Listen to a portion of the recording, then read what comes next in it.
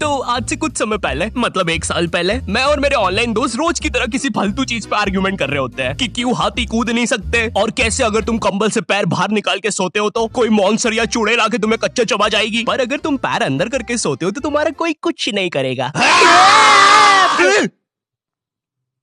फिर पैर अंदर कर लिया। तू अगली बार मिल, बताता हूँ तुझे। चैन से सोएगा ना अब तू। ले तेरा लाइट ऑन कर दिया, अब ठंड में बिस्तर से उठना पड़ेगा। ले तेरा पंखा भी ऑन कर दिया अब तो ऐसी किसी बात पे आर्ग्यूमेंट चल रहा होता है, तो उसी बीच न जाने मेरे दिमाग में क्या आता है और मैं बोलता हूँ, तुम लोग अच्छे लोग हो, हमें मिलना चाहिए। ये सुन के भैया सन्नाटा मच गया। हाँ क्या बोला तूने? आयु तुझे पता है ना ऑनलाइन दोस्त कभी मिल नहीं सकते। इनफैक्ट ऑनलाइन दोस्त जैसी तो कोई चीज ही नहीं होती, हम सब तो रोबोट है। आयु तू हमारा दोस्त हो ही नहीं सकता, हम जा रहे हैं। फिर उन लोगों ने एक दूसरे के गले में हाथ डाला और न जाने क्यों गुस्से में डोरेमोन का थीम सॉन्ग गाने लग गए, वो भी तमिल में।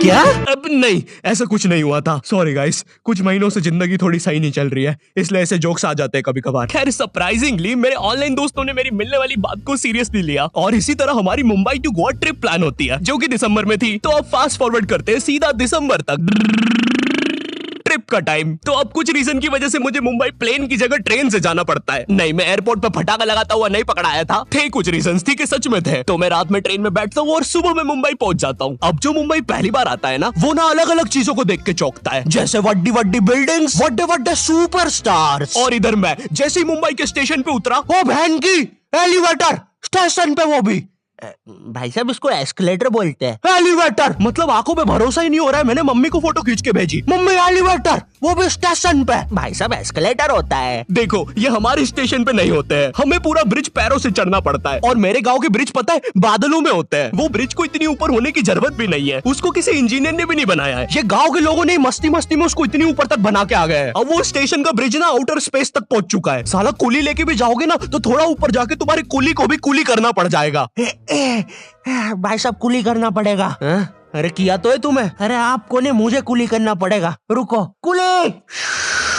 हाँ जी भैया, इन्हें ऊपर तक छोड़िया हो यार। अरे पागल हो क्या मियाँ, ऊपर तक जाना है तो स्पेस सूट किधर है तुम्हारा? और ऑक्सीजन सिलेंडर लेके आए कि नहीं? ऊपर ऑक्सीजन बहुत कम है, हम लोग क्या बहुत ऊपर खड़े हैं मियाँ। देखो यहाँ से वो माउंट एवरेस्ट भी दिखता है। देखो आज की रात तो हमें ये सीढ़ियों पे सो के गुजारनी पड़ेगी, ऊपर पता नहीं कहाँ के खूंखार जानवर घूमते हैं। और सबसे जरूरी बात, हम लोगों के बीच में मैं सोऊंगा। मुझे मुंबई से अपने स्टेशन जाने में 10 घंटे लगते हैं और फिर अपने ही शहर के स्टेशन से घर जाने में 6.25 महीने। अब तुम बोलोगे नॉट योर टाइप, तो बहुत ही विलेज पीपल है। हाँ तो ठीक है, हूँ मैं, नहीं होते हमारे यहाँ पे एक्सेलरेशन। भाई उसको एस्केलेटर। वीडियो को आगे बढ़ाते हैं। मुंबई जाने से पहले मुझे ऐसा लगा था कि वहाँ पे सब लोग मचाएंगे, एड़े चाले सीधे चाले, इस तरीके से बात करते होंगे। तो मैं भी ना फुल रेडी था। मैं स्टेशन से बाहर निकला और एक ऑटो रोका। तो सबसे पहले तो मैंने अपनी ट्रेन में खरीदी हुई 24 कैरेट आइस डायमंड चेन आगे करी। मैंने 20 रुपए में खरीदी थी, आगे अपना टाइम आएगा भी लिखा था, क्योंकि मुंबई में थे यार, थोड़ी अमीरी दिखनी चाहिए। कौन है अंबानी? है किधर रहता है वो? है क्या उसके पास ये? तो वो ऑटो वाला पूछता है किधर जाओगे? इधर मैं फुल मुंबई के स्वैग में। क्या बोलते ऑटो वाले चाचा,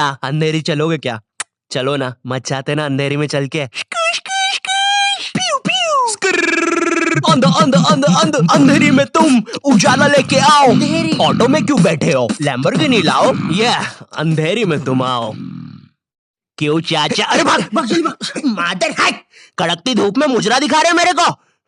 अभी भी ज्यादा दूर नहीं गए, ऑटो से चीप सकता हूँ। हम लोग हमारे मुंबई के अपार्टमेंट आ जाते हैं, वहाँ पर थोड़ा सा रेस्ट करते हैं, क्योंकि स्टेशन से अपार्टमेंट तक तो हम भगते भगते आए थे। वो ऑटो वाला पीछे पड़ा था ना। क्यों पीछे पड़े हो हमारे? जाओ ना। नहीं मजाक कर रहा हूँ। 700 रुपए की टैक्सी करनी पड़ी थी अपार्टमेंट तक। 700 रुपए की। 700 रुपए पता भी है कितने होते हैं? 700 रुपए में पता है तुम मुंबई में क्या क्या कर सकते हो? तुम कर सकते हो 700 रुपए में तुम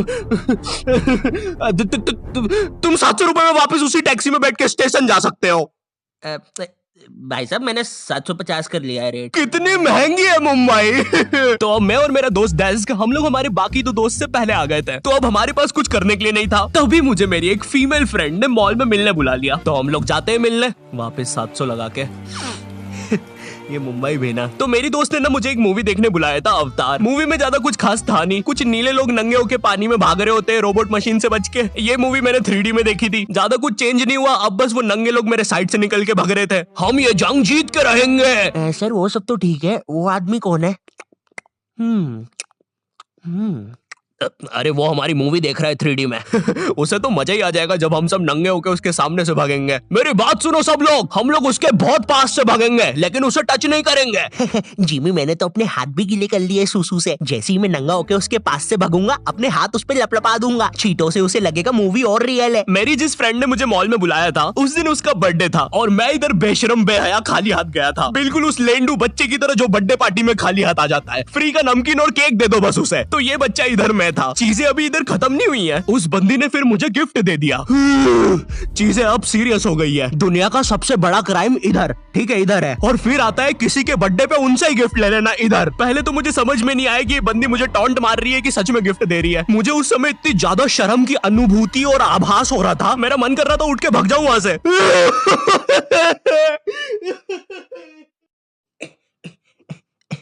अरे वो बाहर बहुत गर्मी है ना, इसलिए मैंने सोचा स्प्राइट पी लूं आके। और पेरी पेरी फ्राइज भी मेरे फेवरेट है। देखो अगर उस टाइम मैं चाहता तो अपने पीछे वाले जेब से बटवा निकाल के एक 50 का करारा नोट और 1 रुपया लगा के बड्डा लिफाफा बना के उसे दे देता, लेकिन मैं कोई 80 साल का दादाजी नहीं हूँ और वो भी मेरी पोती नहीं है, तो अब मैं कुछ कर नहीं सकता था। इसलिए मैंने बेशर्मों की तरह उसका गिफ्ट ले लिया और कमियां भी निकाल रहा हूँ। घड़ी तो अच्छी लाई हो तुम, लेकिन फास्ट ट्रैक की लाती तो अच्छी है घड़ी। रात तक मेरे बाकी दोस्त भी आ गए थे, तो फिर हमने मुंबई की फेमस जगह, अरे वहीं जहाँ सब लोग जाते हैं घूमने के लिए, वहाँ घूमना स्टार्ट कर दिया। लेकिन जब तुम तुम्हारे दोस्तों के साथ रहते हो तुम्हारे दिमाग में मस्ती रहती है। तो एक मॉल में हमें एक सांड वाला झूला दिखता है। अब उसे देख के एक 21 साल का मैच्योर आदमी क्या करता, पापा बहुत बीमार है, बहन की भी शादी करवानी है, मुझे लगता है सांडू मैं तुम पे घूमी घूमी करने के लिए थोड़ा बड़ा हो चुका हूँ। लेकिन मेरे 21 साल के दोस्त ने क्या किया, घूमी घूमी। अब यहाँ एक सांड को दूसरे सांड पे चढ़ता हुआ देख हमें भी मस्ती छूटी। हम भी भाग के वो झूले के पास, भैया और तेज चलाओ, भैया और तेज, भैया और चलाओ तेज। मैं मुंबई में एंग्री प्रास से भी मिला था। उन्होंने मुझे अपनी बिल्ली से खेलने दिया था और अपना मास्क भी पहनने दिया था। अच्छा चलो मास्क मैंने बिना पूछे पहन लिया था, कैमरा फुटेज में तो आ ही गया हूँ मैं वहाँ पर अपने मैनेजर सौरभ भैया से भी मिला था। हम लोग मुंबई में लास्ट में जुहू बीच पर गए थे। वहाँ पर सब कुछ बढ़िया था, ठंडी ठंडी हवाएं चल रही थी, सब कुछ बढ़िया था। लेकिन फिर आसमान में कहीं से उड़ने वाली बंदर प्रजाति छा गई। ये बंदर प्रजाति फुग्गे की बनी थी। मेरा नाम है बुबली बंदर, मैं इंसानियत पे कब्जा करने आया हूँ, तो चुपचाप अपने घुटने।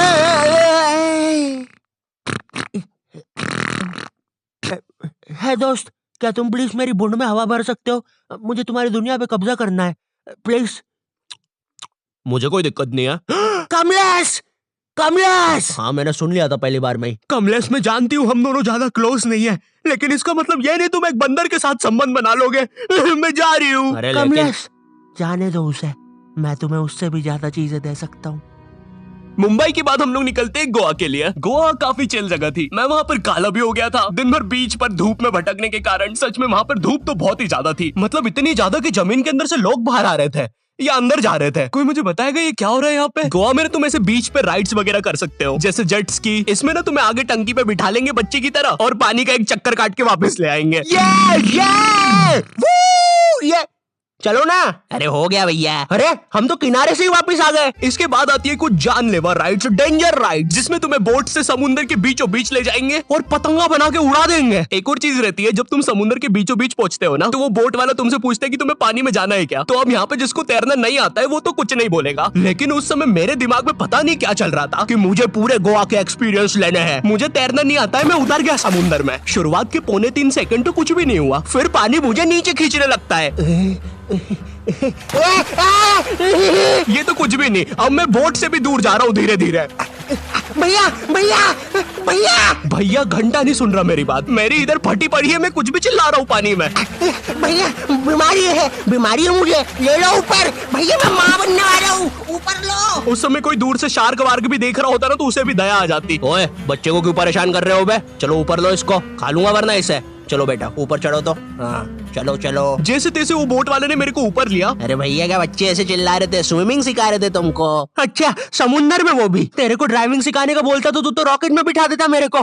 पागल। सबने ना मेरा बहुत मजाक उड़ाया कि पानी में गया बच्चों जैसा रो रहा था, लेकिन वो कहते हैं ना सबका टाइम आता है। हम लोग ना उसके बाद एक बनाना राइड पे जाते हैं, जिसपे तुम्हें एक बनाना शेप चीज पे बिठाते हैं और उसे नाव से खींचते हैं और बीच समुद्र में ले जाके फेंक देते हैं। तुम्हें पहले नहीं बताएंगे कि तुम्हें फेंकने वाले हैं। उसने हम सबको लेके गया और फेंक दिया। अब सब मुझसे भी गंदे रो रहे हैं पानी में। भैया हम मर गए, हम मर गए। पीछे लाइफ गार्ड आ रहा है। और भैया इतनी दूर जाओगे तो सच में मर जाओगे। मेरे पास क्लिप पड़ी इधर सबकी रोते हुए, मैं लगा दूंगा। मैं तो करना अरे कुछ नहीं होता, नहीं करना, मैं मरना क्या। चुप रहो।